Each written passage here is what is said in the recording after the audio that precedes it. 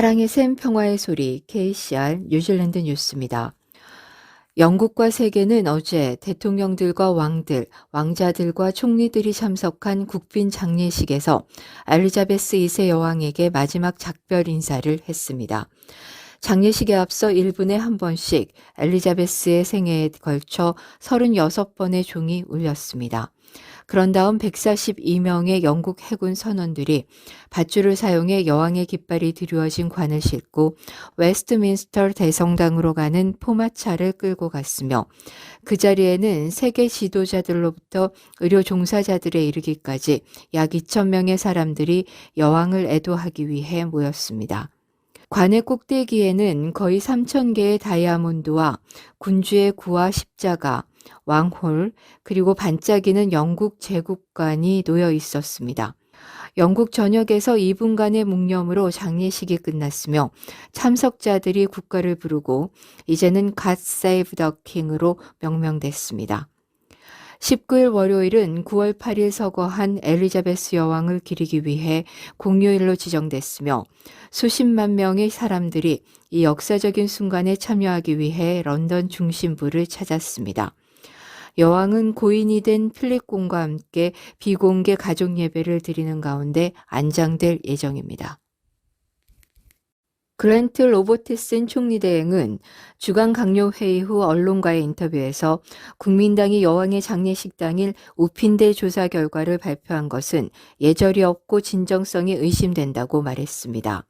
어제 국민당은 마리아드 K씨의 조사가 오타고 대학에서 괴롭힘과 폭력의 혐의를 입증하지 못해 타우랑가 지역구 국회의원 샘 우핀대를 의원총회에 복귀시킬 것이라고 확인했습니다.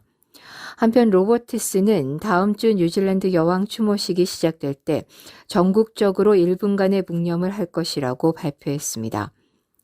1시간 동안의 추모 미사는 9월 26일 월요일 오후 2시에 웰링턴의 세인트폴 대성당에서 열릴 것이며 초청된 사람들만 참석할 수 있지만 국회의사당에 있는 2개의 대형 스크린을 통해 생중계됩니다.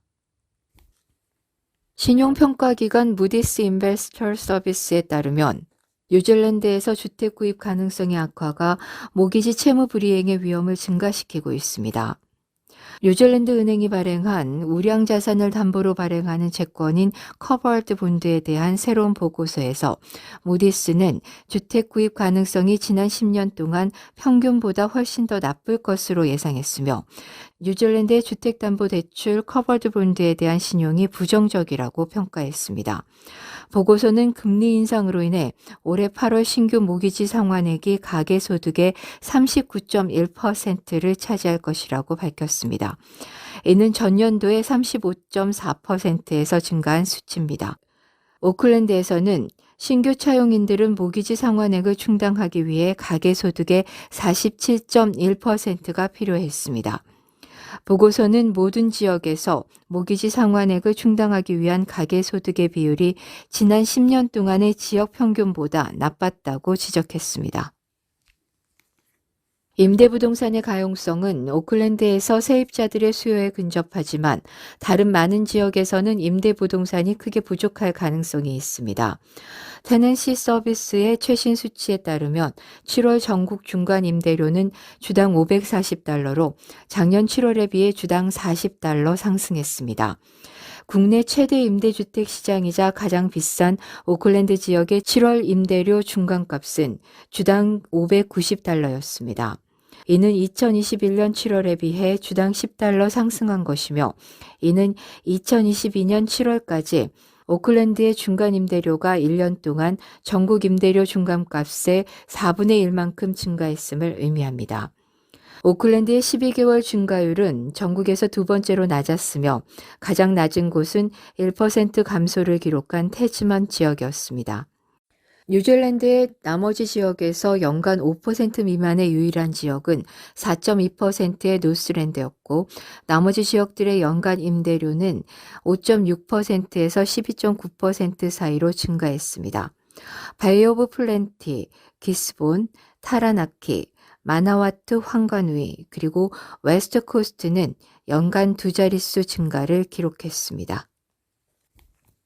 야채와 과일 재배자들은 비옥한 땅을 보호하기 위한 새로운 정책을 승리라고 부르지만 오랜 시간이 걸렸다고 말했습니다.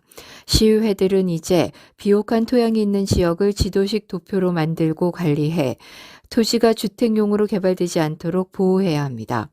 한 오클랜드 농산물 재배자는 새로운 정책이 오래전부터 시행됐어야 했다고 지적했습니다. 푸켓코해에 있는 지반 프로듀스 소유주 바라트 집안은 주택 건설이 지난 15년 동안 가속화됐으며 재배자들이 작물을 재배할 공간이 부족하다고 말했습니다. 마찬가지로 흑수베이 야미 애플의 총책임자인 폴 페인터는 이 지역이 세계에서 가장 생산적인 토양을 가지고 있으나 지난 80년 동안 헤이스팅스에서만 약 3,400헥타르가 콘크리트로 덮였다고 언급했습니다.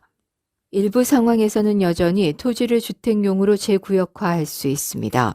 그러나 데이비드 파커 환경부 장관은 모닝 리포트에서 대부분의 의회가 새로운 정책에 찬성했다고 밝혔습니다.